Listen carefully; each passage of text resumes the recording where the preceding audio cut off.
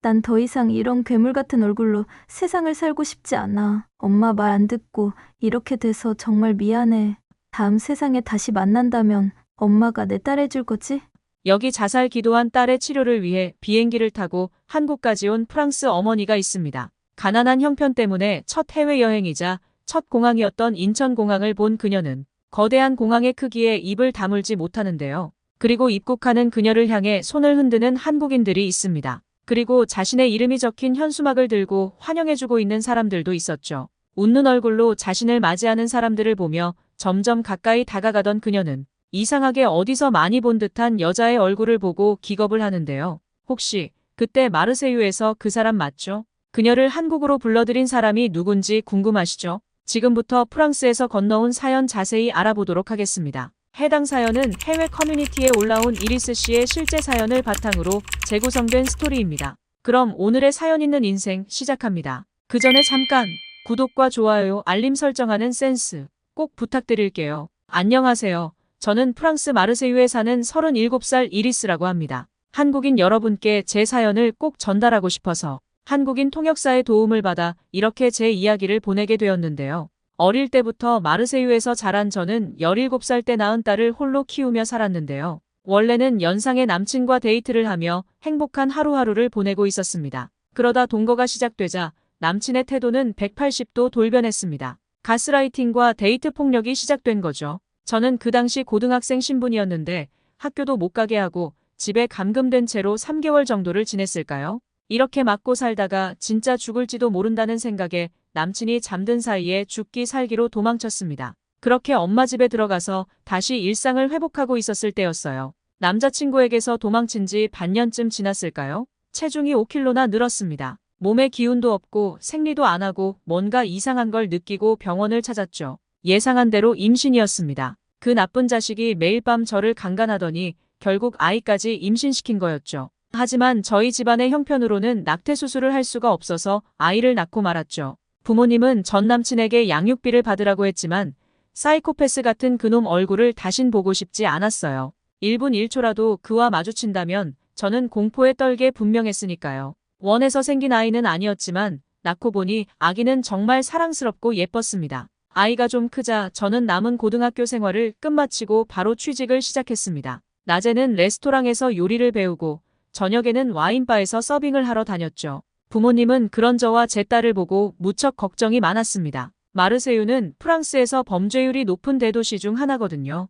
여자 혼자 어두워진 저녁에 일할 만한 도시는 아니었습니다. 하지만 딸과 함께 먹고 살기 위해서는 어쩔 수 없었습니다. 그렇게 15년이 흐르고 저는 푸드트럭에서 제 피자 가게를 하게 되었습니다. 요식업에서 오래 일한 경력 덕분에 맛있다고 입소문도 금방 퍼지곤 했죠. 그날도 열심히 트럭에서 피자를 팔고 마감 중이던 저에게 한 여자가 다가왔습니다. 눈물을 글썽이며 불안에 떨고 있는 동양인 여자가 제 쪽으로 살며시 걸어오더니 피자를 뚫어져라 쳐다보고 있었습니다. 저는 처음에 마약을 하는 미친년인 줄 알고 무시하려고 했지만 자세히 보니 마약쟁이라기에는 옷도 너무 멀쩡하고 얼굴도 깔끔했습니다. 다만 얼굴이 휑하고 몹시 지쳐 보였습니다. 그의 얼굴을 보고 걱정이 된 저는 괜찮으냐고 물어봤습니다. 여자는 제 말에 팔을 흔들더니 머뭇거리면서 말을 꺼냈습니다. 그녀는 계속 굶은 상태라면서 휴대폰과 먹을 것이 필요하다고 이야기했습니다. 지금은 돈이 없지만 계좌를 알려주면 꼭 보답하겠다고 사정했습니다. 제가 어쩌다가 이렇게 굶게 되었냐고 물어보니 프랑스 여행을 왔는데 갱단에게 모든 현금과 가방까지 빼앗겨 다 털린 상태라고 울먹였습니다. 대사관이나 지인에게 연락하려고 사람들에게 휴대폰을 빌려달라고 요청했지만 아무도 동양인인 자신을 도와주지 않았다며 죽고 싶은 심정이라고 말했습니다. 거의 울기 직전인 그녀를 불쌍히 여긴 저는 제가 먹으려고 남겨둔 피자를 줬고 휴대폰도 빌려줬습니다. 그녀는 너무 감사하다면서 눈물을 닦은 뒤 피자를 허겁지겁 먹었습니다. 그리고 제가 건네준 휴대폰으로 어딘가에 전화를 걸었는데요. 그녀는 친구가 여기로 오기로 했다면서 너무 감사하다고 몇 번이고 인사를 했습니다. 그녀가 보답하고 싶다며 연락처를 물어봤지만 저는 고개를 절레절레 흔들며 괜찮다고 말했습니다. 아시안 여자는 연락처를 주는 게 좀 그렇다면 은인의 이름이라도 기억하고 싶다고 했고 저는 이리스라는 이름만 알려준 채 집으로 귀가했습니다. 그 뒤에도 굶주린 미혼모나 아이들을 보면 그 동양인 여자가 생각나 피자를 무료로 나눠주곤 했습니다. 그렇게 세월은 흘러 5년 뒤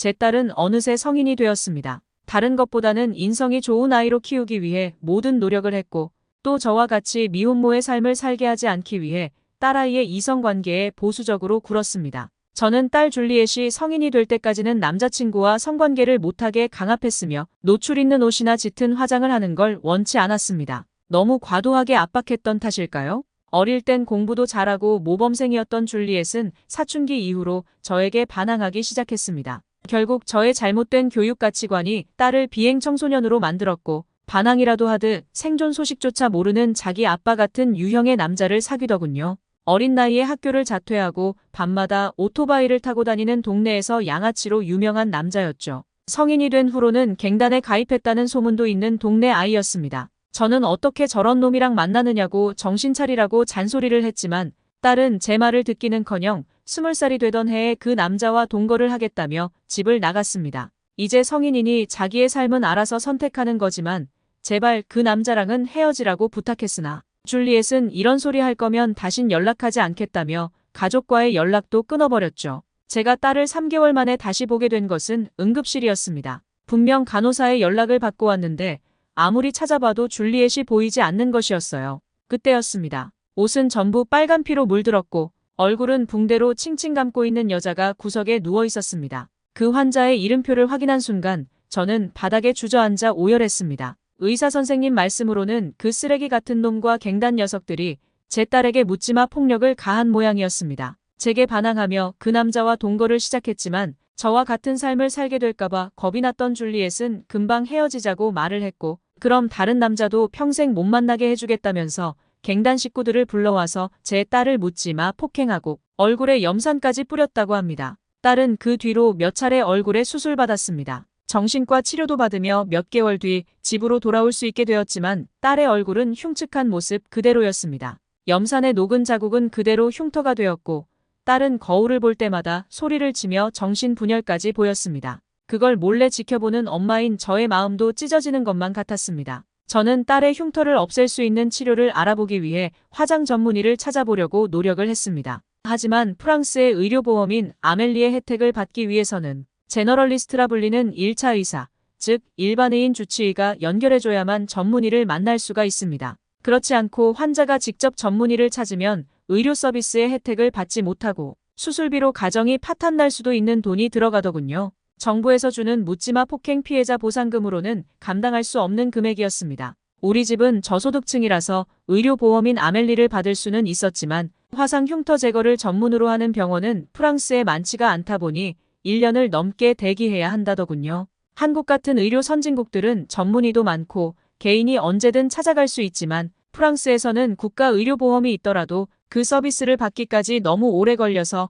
자가 치료를 하는 국민이 훨씬 많습니다. 의사로서는 제너럴리스트를 거치지 않은 개인보험 환자들이 와야 매출이 더 좋으므로 저소득층 환자를 굳이 1년씩 대기받는 것은 꺼렸습니다. 하지만 의료보험 혜택 없이 개인적으로 전문의를 찾아간다면 제 전 재산으로도 부족했습니다. 제 사정을 알게 된 푸드트럭에 찾아오는 젊은 단골 손님께서 요즘 SNS로는 안 되는 게 없다며 인스타그램에 도움을 요청하는 글을 써보라며 알려줬습니다. 제 게시물을 읽는 사람 중 화상 전문의나 성형외과 전문의를 아시는 분은 제발 치료를 받을 수 있게 한 번만 도와달라고 사정했죠. 그런데 제 글을 읽었던 어떤 여자가 저에게 메시지를 보내왔습니다. 자기 가족 병원에서는 대기 없이 바로 치료할 수 있다고 말하는 것이었습니다. 저는 너무 기뻐서 바로 가겠다며 전화번호를 물었습니다. 그런데 여자가 준 번호는 프랑스가 아닌 해외 번호였습니다. 자기 가족 병원이 한국에 있는 병원이라며 모든 수술비를 무료로 해주겠다고 하더군요. 저는 보이스피싱이라는 생각에 바로 전화를 끊어버렸습니다. 아무리 돈이 좋아도 그렇지 이렇게 힘든 사람들만 골라서 사기를 치다니. 그 여자를 당장이라도 쫓아가서 죽이고 싶었습니다. 저를 이런 말도 안 되는 사기에 넘어가는 바보 같은 사람으로 본 거 자체가 기분이 너무 나빴습니다. 그러나 집에 도착한 순간 저는 지푸라기라도 잡는 심정으로 다시 그 여자에게 메시지를 보내야 했습니다. 제 딸 줄리엣이 또 자살 기도를 했기 때문이죠. 수면약과 함께 독극물을 마신 채로 병원에 실려갔고 유서까지 남긴 상태였습니다. 다행히 프랑스의 앰뷸런스 시스템은 세계적으로 유명합니다. 심각한 사안으로 판단되어 공공 앰뷸런스가 출동할 시에는 전문 의료진이 함께 탑승해 즉각적인 치료가 가능하도록 합니다. 덕분에 줄리엣의 목숨은 살려냈지만 그 후로 말이 없어졌습니다. 살아있는 시체나 마찬가지구나 싶었습니다. 얼굴에 있는 흉터를 하루빨리 없애주지 않으면 언제 또 죽으려고 할지 모르기에 믿져야 본전이라는 마음으로 그 여자에게 메시지를 보냈습니다. 그리고 바로 전화가 걸려왔습니다.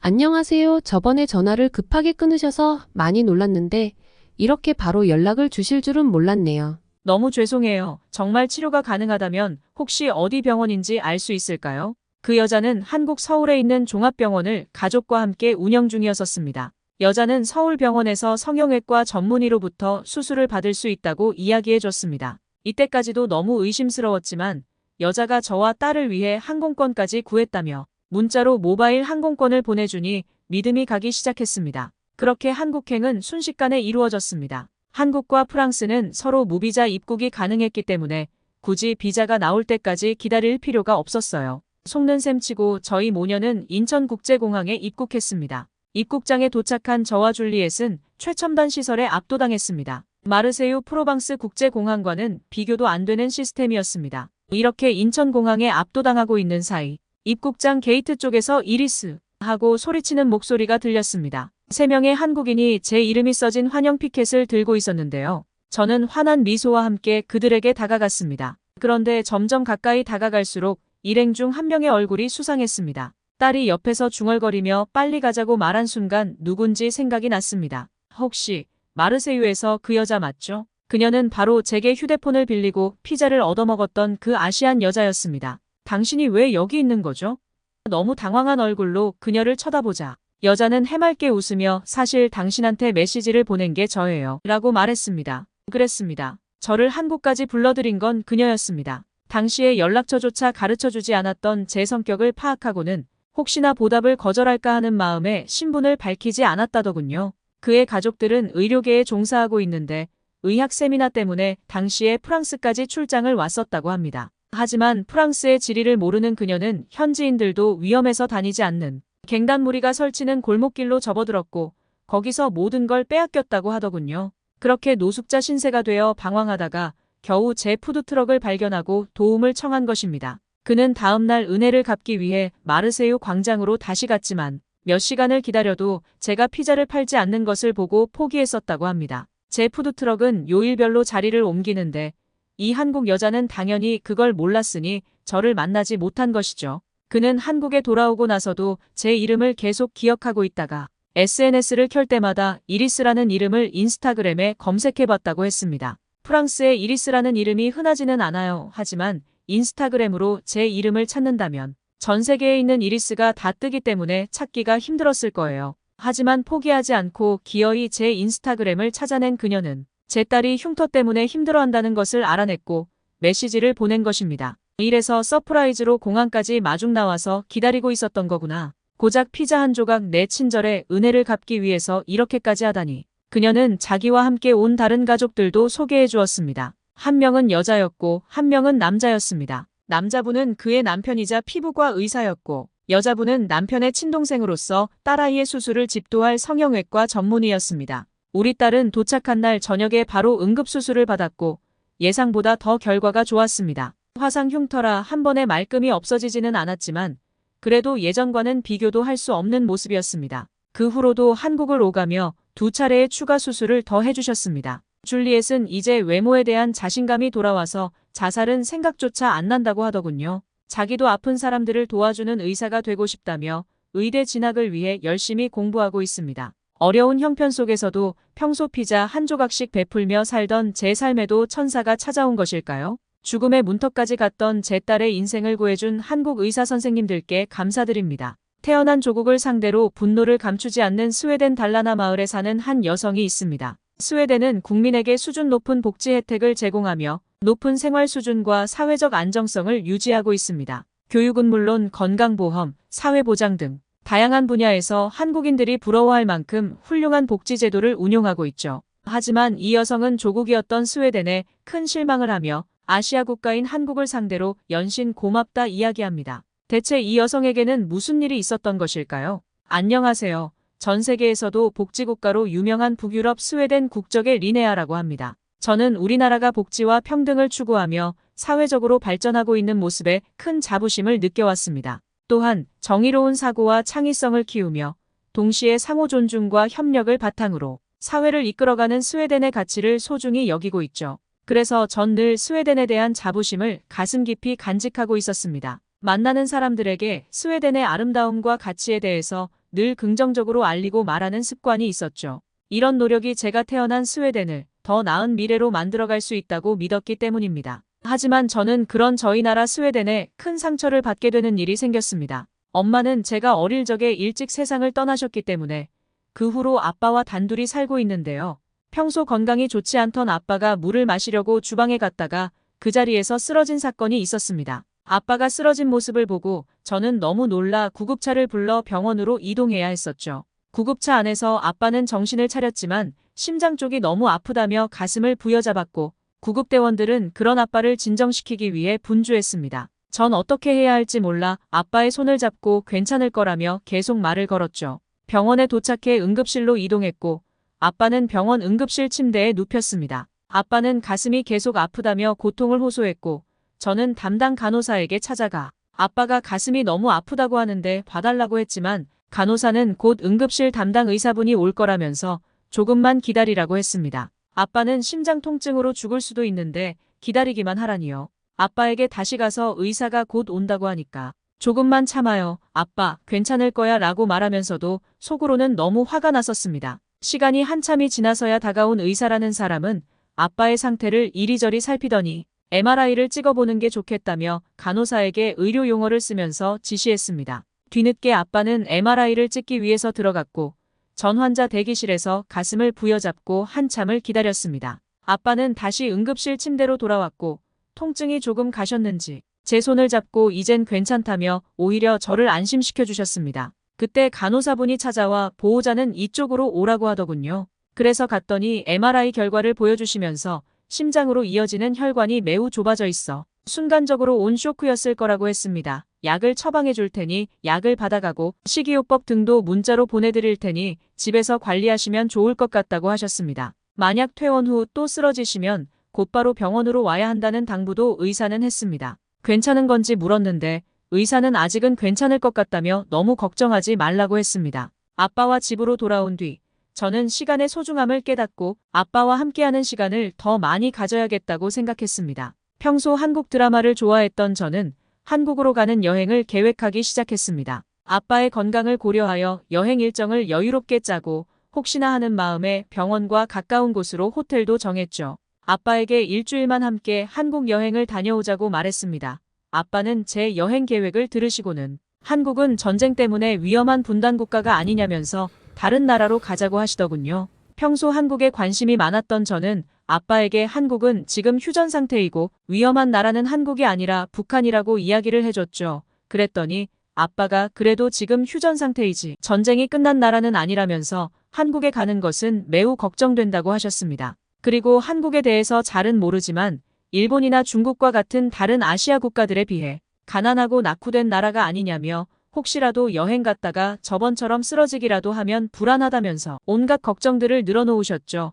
제가 드라마에서 본 한국은 가난한 나라가 아니었는데 저도 한 번도 가보지 못했기 때문에 왠지 설득당할 것 같더군요. 그래도 이미 결심은 했었기 때문에 아빠를 끝내 설득하여 한국으로 가는 여행 계획에 동의를 얻을 수 있었습니다. 그렇게 한국으로 떠나는 날이 다가왔고 저는 설레는 마음으로 아빠와 함께 스웨덴의 수도 스톡홀름 공항으로 출발했습니다. 여행 가는 날까지도 아빠는 근심 걱정이 엄청나게 많았습니다. 괜찮아, 아빠 딸이 왜 한국을 선택했는지 가보면 알 거야 라며 아빠의 마음을 진정시켰습니다. 아빠의 건강이 좋지 못했지만 스톡홀름 공항에서 인천공항으로 가는 직항표는 따로 운행되지 않기 때문에 저는 프랑스를 한번 경유하는 최소 구간으로 항공권을 구했죠. 스톡홀름에서 인천까지는 최소 13시간은 걸리기 때문에 비행기 안에서 볼 한국 여행 책자도 챙겨갔습니다. 그렇게 13시간 가까이 날아 인천공항에 도착할 수 있었습니다. 공항에 도착했을 때 스웨덴의 공항과는 달리 인천공항의 깨끗함과 첨단 시스템들의 놀라움을 감출 수 없었죠.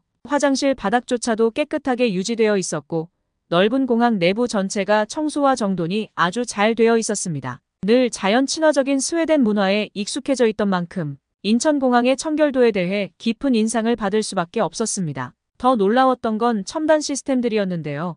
15년 이상은 우리 스웨덴보다 앞서 있는 나라 같았습니다. 셀프 체크인 시스템과 스마트 보안 검색 시스템 등 최첨단 기술들이 저희의 시선을 사로잡았고, 한국이 얼마나 IT 선진국이고 현대적인 나라인지를 실감했죠. 함께 왔던 아빠도 이게 정말 분단국가 한국이 맞느냐며 입을 다무시지 못하시더군요. 공항에서 우리는 예약했던 호텔로 가야 했는데 아빠도 저도 처음 온 여행이라 어떻게 가야 할지 막막했습니다. 공항 직원으로 보이는 분에게 도움을 요청했는데 정말 너무 친절하게 약도까지 주시며 안내를 해주셨습니다. 첫 여행이기도 했고 어쩌면 아빠와의 마지막 해외여행일 수도 있을 것 같다는 느낌이 들어 병원 근처로 좋은 호텔을 예약했었습니다. 제가 예약한 호텔은 서울시청 옆에 있는 더 플라자 호텔 서울이었고 직원분의 안내에 따라 우리는 호텔까지 안전하게 도착할 수 있었습니다. 호텔 근처에 다 달았을 때 아빠와 저는 공항에서의 충격보다 더 큰 충격을 받게 되었습니다. 시청 주변에 있는 수많은 대형 호텔과 시설들의 놀라움을 금치 못했던 것인데요.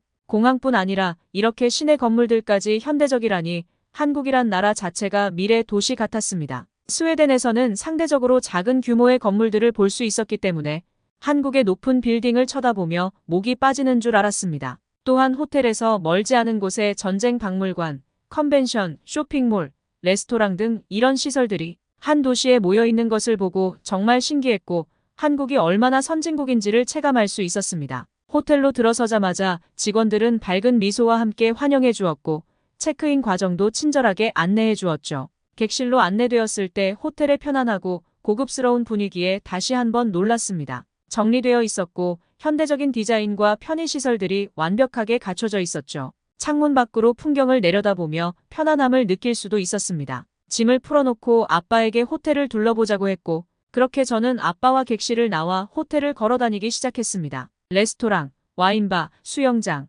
피트니스 센터 등 다양한 시설들을 보유하고 있었는데 이 모든 시설이 최상의 서비스와 퀄리티를 제공하고 있었죠. 스웨덴 호텔은 오래된 곳이 많아서 이렇게 좋은 시설들을 보기가 힘든데 서울 호텔은 달랐습니다. 로비를 지나던 그때였습니다. 아빠가 갑자기 가슴을 부여잡으시더니 주저앉으신 것이었죠. 지난달 주방에서 쓰러졌던 적이 있어서 어찌할 바를 몰랐습니다. 입구에 있던 호텔 직원분이 쓰러진 아빠를 보고 달려와 주셨고 무슨 일인지 설명도 안 했는데 어디론가 무전을 하는 듯 하더니 4분도 안 돼서 구급대원들이 도착했습니다. 짧은 시간에 이루어졌던 일들이라 저는 어리둥절하기만 했죠. 아빠는 그렇게 구급차를 타고 신촌 세브란스 병원으로 이동했습니다. 아빠를 따라 뒤에 올라타려 했는데 스웨덴과는 달리 구급대원분이 저를 앞좌석에 타라고 했고 응급 상황이라 구급대원들이 아빠의 상태를 보살피며 병원으로 가게 되었습니다. 구급차 앞자리는 처음 앉아봤는데 전 구급차가 이동하고 저도 모르게 눈물을 흘리게 되었죠.